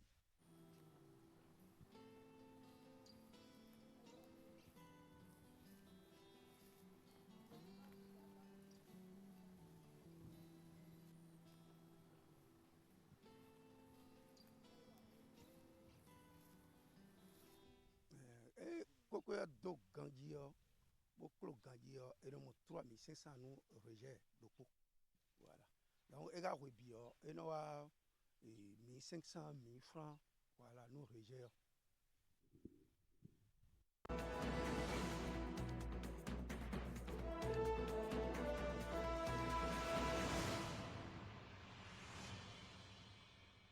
De retour sur sur ce plateau pour engager nos discussions ce matin avec notamment Eric. En attendant que les autres arrivent, on va croiser les doigts. Eric, bonjour. Bonjour. Patrice Talon était face à la représentation nationale hier pour son discours sur l'état de la nation. C'est le 10e exercice qu'il fait ainsi, constitutionnel, exercice constitutionnel auquel il s'obligeait hier donc. Et en une trentaine de minutes, il a présenté un peu l'état de la nation et surtout l'état d'esprit des Béninois. Que retenez-vous de façon globale de cette intervention? Un discours bref, rempli d'émotions, mais en même temps, on sent bien que la fin est arrivée et que pour ça, Patrice Talon devra justement aussi évoquer son héritage au peuple béninois. Nous avions entendu combien de fois il exhortait à la fois la classe politique, mais aussi nos concitoyens, justement, à conserver ce que nous avons fait jusqu'à ce niveau. Je pense aussi que de façon fondamentale, Patrice Talon s'était préparé justement à livrer un discours qui restera gravé dans les mémoires. On n'a pas senti en lui cette, je dirais, ce goût difficile de céder le fauteuil présidentiel. Il y a eu, je dirais, toutes sortes d'émotions, de la joie. Lui-même, l'émotion a fini par gailler son visage. On a compris qu'il n'était pas si l'homme dur et fort, justement, dont on connaît dans ces moments, qui livre des discours parfois avec un ton très, très, très dur. Voilà. Il est allé de son cœur, justement, pour parler à son peuple, parce qu'il sait que c'est le tout dernier. Patrice Talon, dans ce discours, nous a évité des statistiques, nous a évité des chiffres, parce que sans doute pour lui, c'était plus le moment. Il faut, d'autant plus qu'il est en train de finir, il faut évoquer cette idéologie, cette façon que nous voyons aujourd'hui notre pays. Lui, il parle d'un nouvel état d'esprit qui gagne davantage les Béninois et qui font qu'aujourd'hui, les Béninois n'ont plus honte de leur pays. Nous avons retrouvé certaine fierté parce que, justement, le Bénin a évolué. Autant d'engagement qui amène Patrice Talon à dire dans son discours qu'il s'est résolument mis au service du travail. Il n'a pas empêché de faire savoir aussi sa déception pour n'avoir pas fait aboutir un certain nombre de réformes, un certain nombre de projets, mais c'est humain, voyez-vous. Au plan politique, nous avons vu aussi cette définition qu'il donne aujourd'hui d'un acteur politique. Il a eu le courage de le dire face à face, en tout cas aux députés, que un homme politique qui désire aujourd'hui être à des niveaux de responsabilité ne doit plus être celui-là qui est juste un harangueur de foule. Il faut quelqu'un qui a de la disponibilité, de l'engagement, voyez-vous, au service de la nation. Je pense qu'après avoir été dans l'exercice et après avoir sacrifié sans doute un certain nombre de choses, il est convaincu qu'avec ce genre d'éléments, on peut avoir de bons acteurs politiques prêts justement à se sacrifier, à s'engager pour la nation pour avoir des résultats. On a vu un choix délibéré de ne pas verser dans l'énumération je dois dire chiffré des réalisations. Pourquoi est-ce qu'il a pas fait cette option à votre avis? Non, je pense que quand nous faisons un pas en arrière sur les 9 derniers discours, des chiffres, nous en avons eu justement. Et je pense qu'il a sans doute réservé cette occasion pour davantage parler de tout ce qui nous a permis d'aller au résultat. C'est parce que c'est ça en réalité son héritage. C'est le modèle qu'il souhaite justement laisser et espérer que cela puisse se poursuivre. Autant que nous sommes, chaque Béninois peut faire le bilan en termes de chiffres, de statistiques à son niveau, puisque nous sommes dans le pays, nous voyageons, nous traversons nos localités, nous voyons comment la dynamique dans laquelle le pays se trouve véritablement. Et peut-être aussi que s'il devrait fait cette option pour un dernier discours. Pour lui qui a toujours voulu rester dans un timing donné, on risque de se retrouver dans un discours très long. Et déjà même à l'entame de son discours, il disait j'espère ne pas vous décevoir sur la brièveté de mon discours. Voyez-vous, donc je pense que est-ce que à la date d'aujourd'hui, c'est de ça que nous avons besoin? Moi, je pense que tout ce qui nous a permis d'avoir des résultats, il était préférable pour Patrice Talon de nous les rappeler, justement, pour que cette transition que nous allons vivre déjà en 2026, ces équipes qui vont s'installer, parce qu'il a parlé, nous aurons de nouveaux conseillers, de nouveaux députés, de nouveaux maires, les élus mal aimés d'aujourd'hui passeront et laisseront place à d'autres personnes qui vont corriger, justement, les insuffisances de la gouvernance d'aujourd'hui. On a vu l'homme qui a essayé de montrer qu'il n'est pas accroché au pouvoir. Il a évoqué son successeur ou l'éventualité de son départ 4 à 5 fois dans son discours. Désormais, il est partant.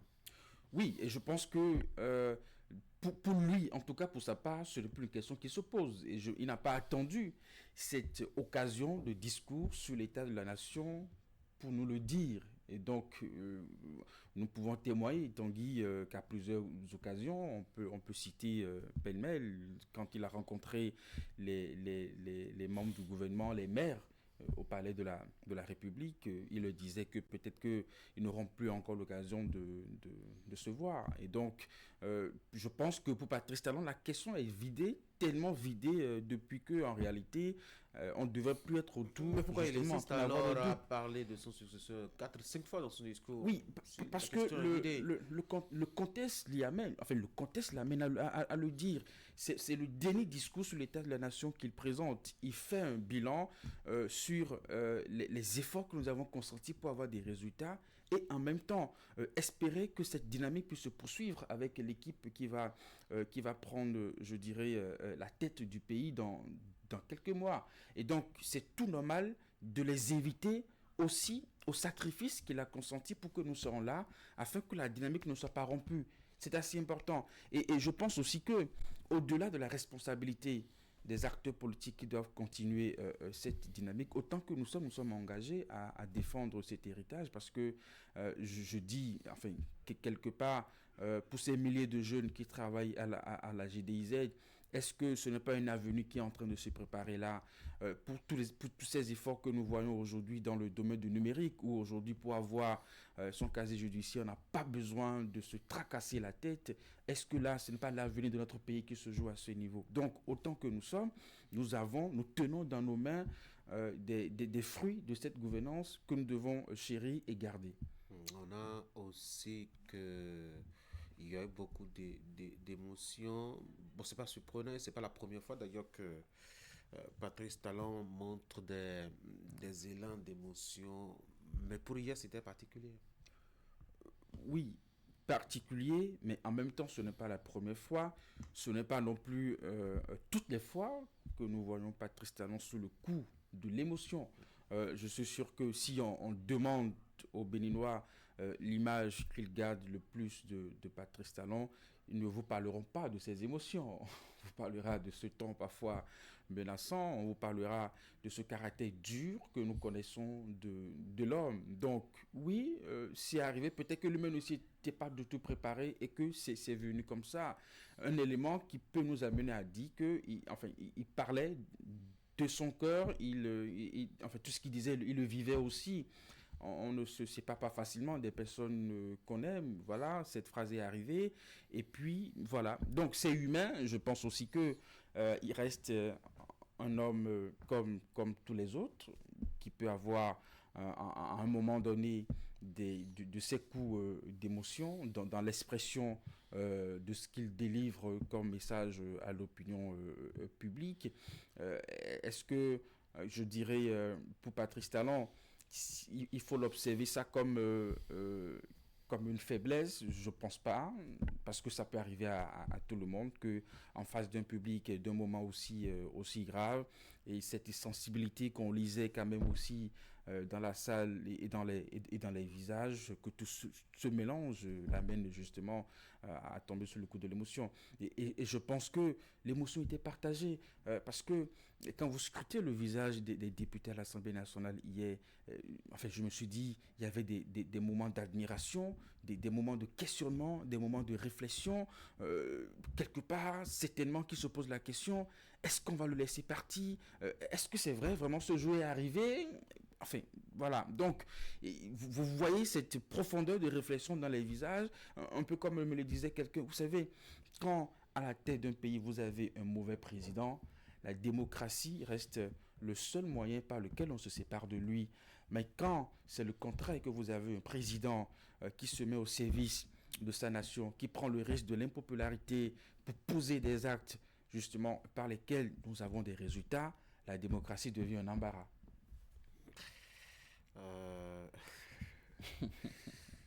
Drôle de philosophie pour votre ami. Bon, en même temps qu'il était émotif, en même temps aussi, il n'a pas perdu de son ton, parfois de défiance et de menace. Alors, on se rappelle décembre 2024, lors de son avant-dernier discours, il parlait de ce passé honteux, de ces gens accrochés, etc. Et le même temps est revenu par endroit dans son discours. Oui, le même ton, je dirais, je ne parlerai pas de ton de menace, le ton grave, parce que quand vous voyez les passages où on fait cette observation, ce qu'il dit est très sensible. Observez, Tanguy, que quand on parle des acteurs politiques aujourd'hui et qu'il donne cette définition d'un acteur politique, est-ce que pour nos concitoyens, ce n'est pas le moment d'être de plus en plus exigeant et non complaisant à l'endroit de nos acteurs politiques? Il ne suffit pas, Tanguy, d'être, je dirais, c'est pas de se dire on a envie de se réaliser, et pour le faire, il faut aller en politique et commettre tout ce qu'on peut, mettre la main dans tout ce qu'on peut faire, tout ça là. Est-ce que c'est ça, aujourd'hui, avec les enjeux que nous avons dans la sous-région, un peu partout, est-ce que c'est avec ces gens d'acteurs politiques que nous pouvons relever des défis?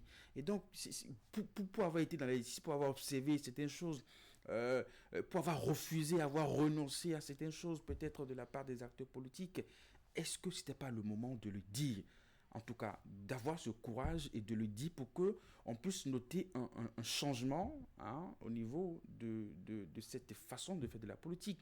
Vous savez, quand il faisait sa conférence de presse il y a quelques jours, il disait que juste dans un passé récent, pour voter une loi, il fallait payer, il fallait donner de l'argent justement à des députés pour que cette loi puisse voter. Comment on peut l'expliquer à nos acteurs politiques, à nos concitoyens? Quelle est cette façon de faire la politique pour des gens que vous et moi avions choisi, avions voté pour nous représenter, pour voter des lois? Mais maintenant, ce n'est pas une pratique. Ce n'est pas toutes les lois. Non. Pas dire, mais il ne devrait même pas exister. Il devrait même pas exister de loi pour faire. Il devrait même pas exister de loi. Essentiellement, c'est à l'occasion justement de l'adoption. Il devrait même pas exister de loi. Un budget, c'est un outil d'abord politique. Et que si c'est un outil politique, il y a forcément des élans, je dois dire politiques, qui peuvent intervenir sur ce terrain-là. Et je crois que, lutter contre ça, c'est un choix aussi pour permettre à ce que, je dois dire, la machine soit plus fluide dans son fonctionnement. Donc je pense que c'est un point négatif qu'il faut relever, et il faut faire en sorte que nos acteurs politiques soient vertueux et s'engagent pour le service de la République, pour le service de la nation. C'est ce que Patrice Talon dit, et c'est ce qu'il demande aux acteurs politiques. Et cette exhortation aussi à l'endroit de ces acteurs qui, à un moment donné, se sont rendus complices d'un certain nombre de méfaits. Patrice Talon leur demande justement de revenir dans la dynamique pour qu'ensemble on puisse construire le Bénin, parce que au-delà de tout, la terre commune que nous partageons, c'est le Bénin, que ce soit Patrice Talon, que ce soit Yahi Boni, que ce soit d'autres acteurs politiques, c'est ce que nous partageons ensemble. Voilà. Et ça, c'est aussi un message assez important pour un président qui est en train de finir et qui souhaite que, en utilisant la formule de la Jatroué, que tous les Béninois se mobilisent à garder la dynamique de développement. On a l'impression qu'il a une dent très dur contre les acteurs politiques et leur façon de faire la politique. Je pense que quand on fait un pas en arrière et qu'on voit le fonctionnement de nos acteurs politiques et qu'on voit à quel moment ils sont capables parfois de remettre en cause des principes de valeur, de dignité, de loyauté, Tanguy, vous et moi, on ne peut qu'arriver à cette conclusion. On est d'accord au moins sur ça. Et parfois, on nous fait des confidences, Tanguy, sur le comportement de nos acteurs politiques. On se pose la question, mais jamais, mais c'est pas vrai. Impossible.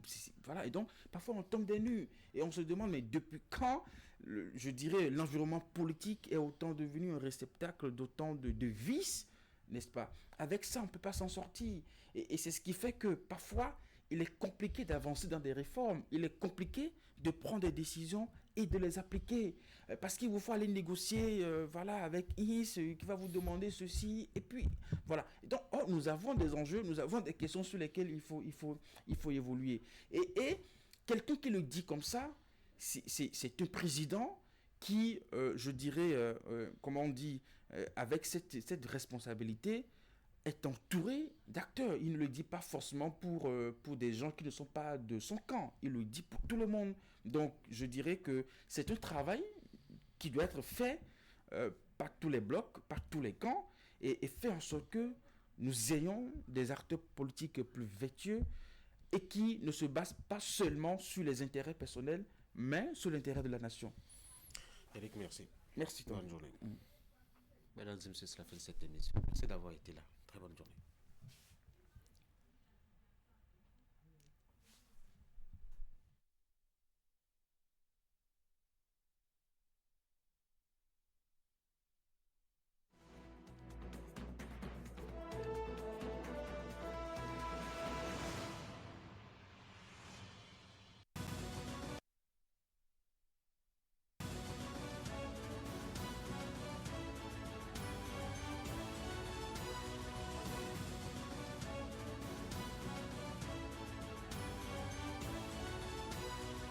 Mesdames et messieurs, bonjour.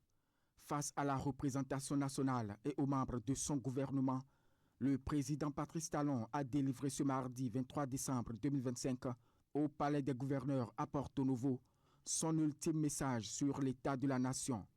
Une information qui fait les gros titres des canards sortis ce matin. Ensemble, nous avons accompli de grandes choses. C'est le morceau choisi par Fraternité pour faire sa manchette du jour. Le chef de l'État a délivré un message qui rappelle les défis relevés au cours de ces 10 dernières années pour le développement du Bénin.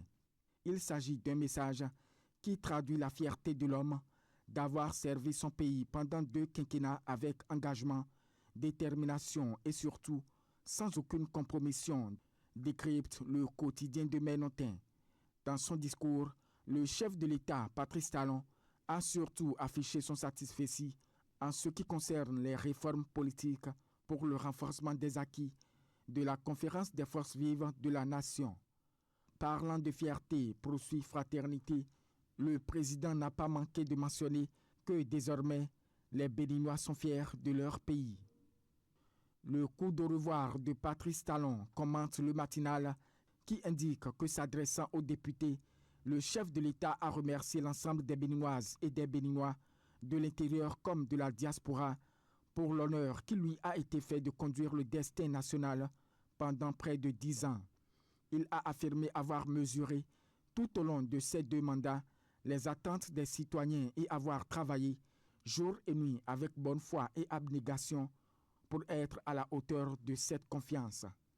Tout en reconnaissant n'avoir pas tout réussi, Patrice Talon a souligné les avancées majeures réalisées collectivement. Selon lui, le pays a accompli des progrès significatifs, y compris dans des domaines qui semblaient autrefois hors de portée. Le président de la République a mis l'accent sur le changement de mentalité opéré au cours de la dernière décennie. Avec émotion, Talon fait son au revoir au peuple béninois, affirmant pour sa part le leader du jour, en mettant en relief la reconnaissance appuyée au Parlement et à son président, ainsi que les défis posés au futur président de la République. De son côté, la boussole rapporte que le député du Parti Les Démocrates, Soumaïla Sounon Boké, a été placé sous mandat de dépôt ce mardi 23 décembre 2025 à l'issue de sa présentation au procureur spécial de la Cour de répression des infractions économiques et du terrorisme. L'élu est désormais détenu à la prison civile de Messérété dans l'attente de son procès annoncé pour le mardi 30 décembre 2025. Selon les précisions apportées par son avocat, le parlementaire est poursuivi pour incitation à la rébellion et harcèlement par voie électronique. Des faits que Soumaïla Sounon Bokeh conteste formellement, précise le Canard. Retrouvons Fraternité pour évoquer cette fois-ci les élections générales du 11 janvier 2026. Le quotidien annonce que les partis UPR et BR lancent leur campagne électorale ensemble à Parakou. Joseph Djogbenou, Abdoulaye Biotchane et leurs équipes respectives vont déclencher les hostilités sous le signe de l'harmonie. Un signal pour indiquer à tous les protagonistes que cette fête électorale doit être apaisée. Si les deux formations politiques ont présenté différents candidats à ces scrutins, elles se basent, selon le journal Maison, sur leur attachement commun aux idéaux prônés par le chef de l'État pour se serrer les coudes. Pour finir, les Guépards du Bénin ont affronté mardi 23 décembre 2025 les Léopards de la République démocratique du Congo pour leur premier match de groupe dans le cadre de la Coupe d'Afrique des Nations CAN Maroc 2025. La sélection nationale s'est inclinée au terme de la rencontre sur un score de 1-0, informant le Télégramme. Le quotidien signale cependant que le 11 national a été privé d'un pénalty en raison d'un dysfonctionnement de la VAR. La presse du jour note qu'en dépit de cette défaite, il y a des promesses pour la suite de la compétition. À en croire le Canard, la seconde mi-temps a vu une équipe béninoise pourtant privée de 5 joueurs importants pour cumul de cartons jaunes. Plus entreprenant reste des joueurs offensifs, les Guépards se seraient sortis avec un résultat plus positif. Fin de la revue de presse de ce vendredi 24 décembre 2025.